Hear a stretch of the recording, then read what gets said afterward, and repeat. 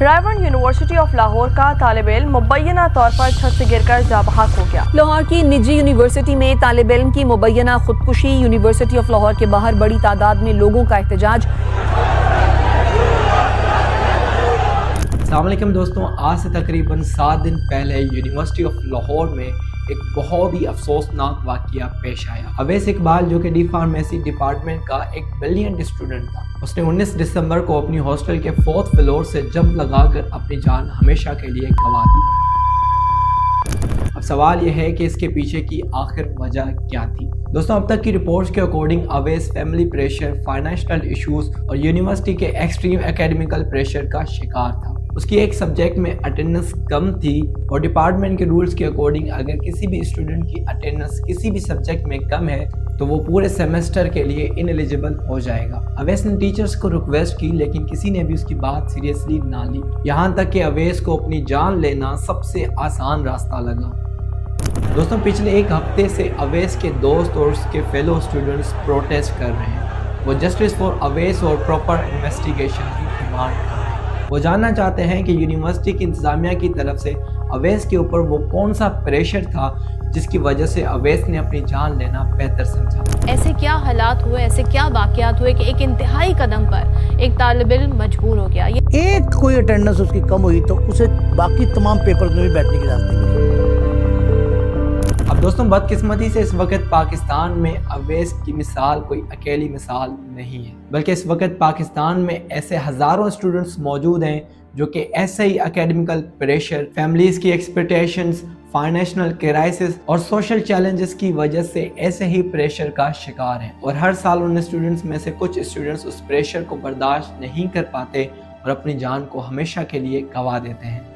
दोस्तों, अब इस रिपोर्ट के ऊपर आप ज़रा नज़र डालें। इस रिपोर्ट में बताया गया है कि वर्ल्ड बैंक के अकॉर्डिंग पाकिस्तान में हर रोज़ तकरीबन 15 से 35 के करीब लोग सुसाइड करके अपनी जान गंवा देते हैं। यानी कि तकरीबन हर 1 घंटे में एक पाकिस्तानी खुदकुशी करके अपनी जान गंवा रहा है। इसके अलावा Pakistan institute of living and learning की एक दूसरी रिपोर्ट के अकॉर्डिंग इस वक्त खुदकुशी पाकिस्तान में नौजवानों की मौत का चौथा सबसे बड़ा रीज़न बन चुकी है। 17 साल तालिबा ने जहरीली गोलियां खाकर खुदकुशी कर ली। फर्स्ट ईयर के बच्चे ने खुदकुशी कर ली। 8वीं मंजिल से नौजवान ने छलांग लगाकर खुदकुशी कर ली। पुलिस ने 9वीं जमात के इम्तिहान में फेल होने पर तालिबा ने खुदकुशी कर ली।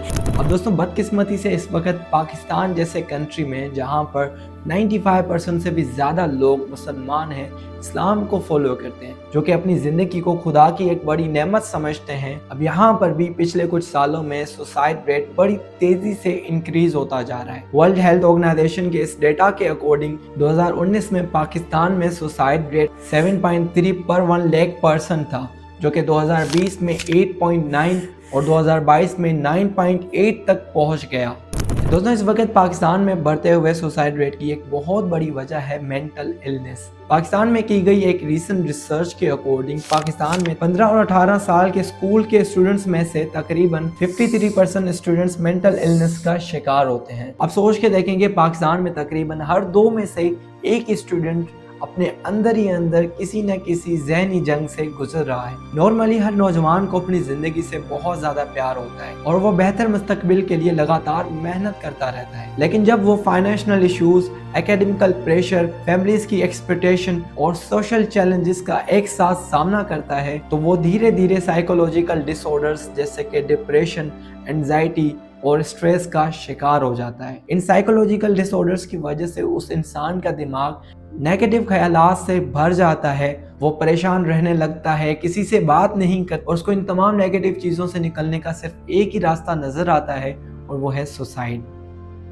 और हमारा सिस्टम इन बच्चों के लिए कुछ भी करने के लिए तैयार नहीं है। हमारी यूनिवर्सिटीज़ में, हमारे कॉलेजेस में, हमारे स्कूल्स में और इवन कि हमारे पूरे सोसाइटी में सपोर्ट करने का पूरा निज़ाम तक मौजूद नहीं है। हमारे एजुकेशन सिस्टम में कोई भी प्रॉपर काउंसलिंग का निज़ाम तक मौजूद नहीं है। आज हम पाकिस्तान में हर रोज़ गुर्बत, बेरोज़गारी, एजुकेशन सिस्टम, क्लाइमेट चेंज और हेल्थ सिस्टम और उनके मसलों के ऊपर बात तो करते रहते हैं, लेकिन इन तमाम मसलों की वजह से जो एक स्टूडेंट, एक नौजवान की ज़हनी ज़िंदगी के ऊपर असरात पड़ते हैं, उसके ऊपर पाकिस्तान में कोई भी बात करने के लिए तैयार नहीं। और दोस्तों, अगर इस मसले के ऊपर बात नहीं की गई تو ہو سکتا ہے کہ کل اویس کی جگہ کوئی اور ہو، اور کیا پتا وہ ہمارے ہی یونیورسٹی کے ہمارے ہی کلاس میں سے کوئی ہو۔